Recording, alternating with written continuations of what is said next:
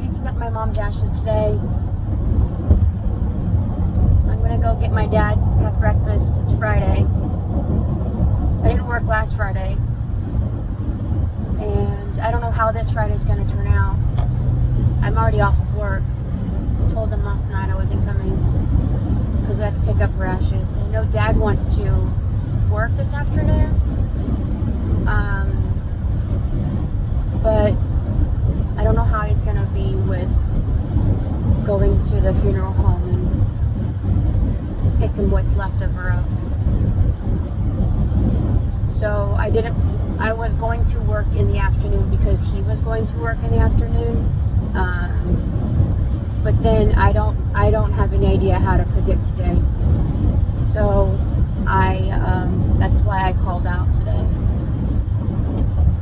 I've been feeling emotionally just been moments. Most of the time I've been okay, it seems. This morning I was able to pick up breakfast from Chick-fil-A and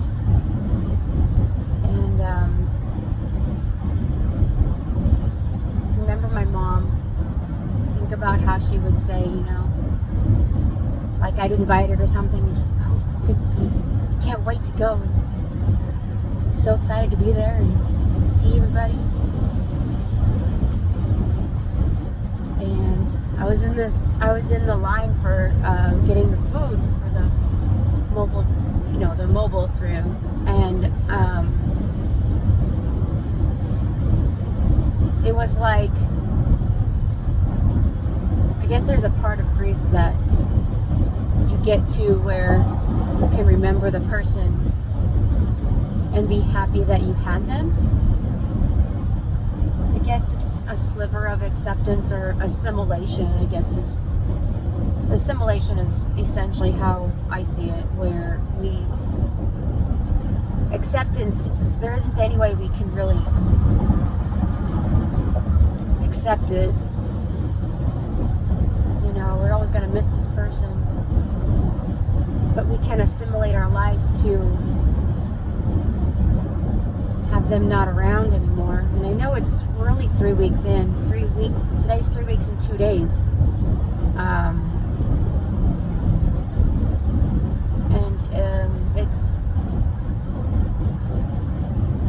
There's still more firsts to do. Not only just the big stuff like her birthday and the holidays and their anniversary and all the obviouses, but there's also the first time I'm going to go to the Amish store without her. I've never been to the Amish store without her.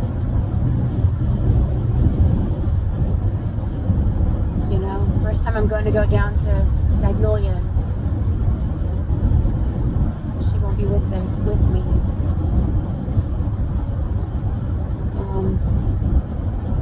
There are more firsts. Today's the first day with her ashes. So I didn't want to work, not be available for Dad, and then not know how things are going to turn out. I don't know how I'm going to do. I really don't. So that's today. I'm going to go take him out for breakfast. And I can feel my heart starting to heal a little bit. It's in little brief spots. I was talking to some ladies on Wednesday and at church, my Bible study, and they lost their moms quite a ways ago, and they're still getting choked up about it. Just, we don't have their mom anymore. So, still in funeral prep. Hasn't happened. Tomorrow's February 1st, which means that in 4 weeks we're having her memorial. And I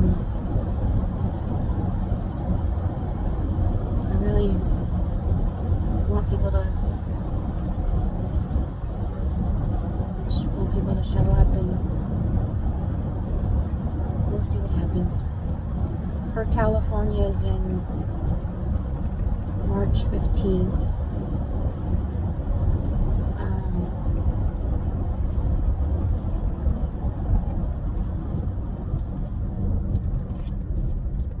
That one's essentially just because the people that she loved over there are still important to her.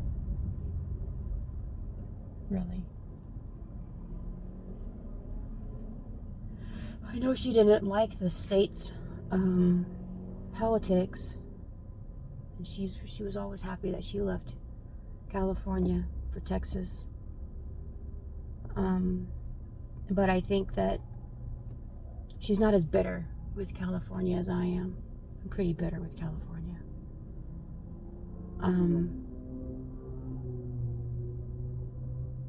So she had a softer spot in her heart for California. I don't.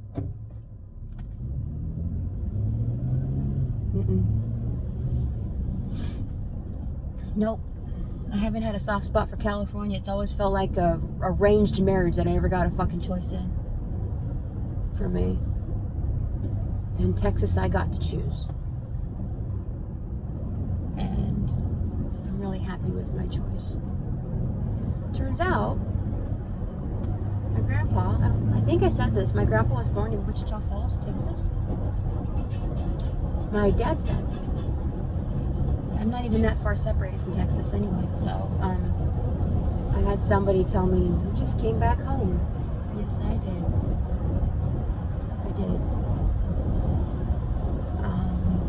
Just because I was born in California doesn't mean I ever adopted their politics.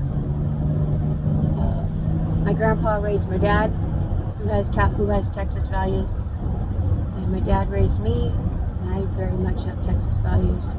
So I didn't feel like an outsider because, like, mental wise, I really do fit in very well.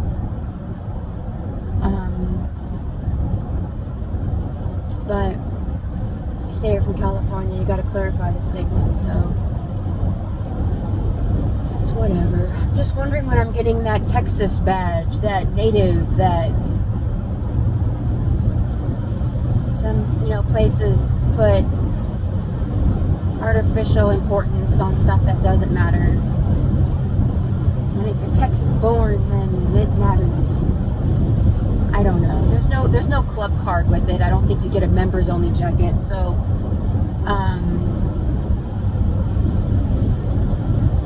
I look at it and nobody knows anyway, so it's fine. Alright. Well, I don't think I'm going to keep this one very long because I will post again today later. After I find out what happens with the remains of my mom. Other than that, I'm going to focus on driving. It is really windy right now. The car's being pushed. And I just got gas because I was out of gas. So, you guys have a good day, decent day, better day. Friday. Tonight is pizza and movie night. We're going to have good pizza. So, got to figure out where they're going to get that. Mountain Mike's has come out to Texas, and we're so very happy. Mountain Mike's was our true favorite in California. The other ones were Pizza Factory. Pizza Factory is a really good one. And the one that's not really out here, Hungry Howie's. They have really good pizza. Theirs is good too. So, but Hungry Howie's isn't really out here. I think they've got one somewhere out there by Waco, and then a couple more in other places. But Hungry Howie's isn't out here very much. But Mountain Mike's has hit a new explosion. They have In-N-Out out here, which is wonderful. And I think with Mountain Mike's and In-N-Out, those two things make me happy. If you live anywhere near Mountain Mike's, you should give them a shot. They're really good pizza. And one time I went over to the one that's by our house to go pick up our order, and I stood there for a whole hour. They were inundated with orders. It was so busy. All seats were taken in the restaurant. Man, that fucking ambulance. They're out of their warehouse.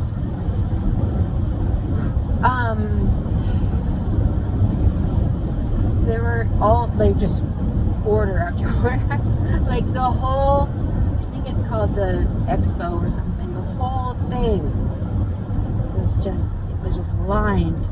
I waited for an hour after it should have been ready. The guy refunded our money. I appreciated that. We were, it was really busy. It was way too busy. And then I think they just got overwhelmed. I would find it very overwhelming. But that was one time, and then they've been consistently busy since they've been open, which is really awesome. Because they're a family-owned business, and they're small, and they just make really good pizza. And I'm really happy that they're out here. So I will talk to you guys later. I'm gonna go to my dad's house and hope I don't run into Barney Fife and give me another fucking ticket. Still have no idea how much that thing's gonna cost. Take care.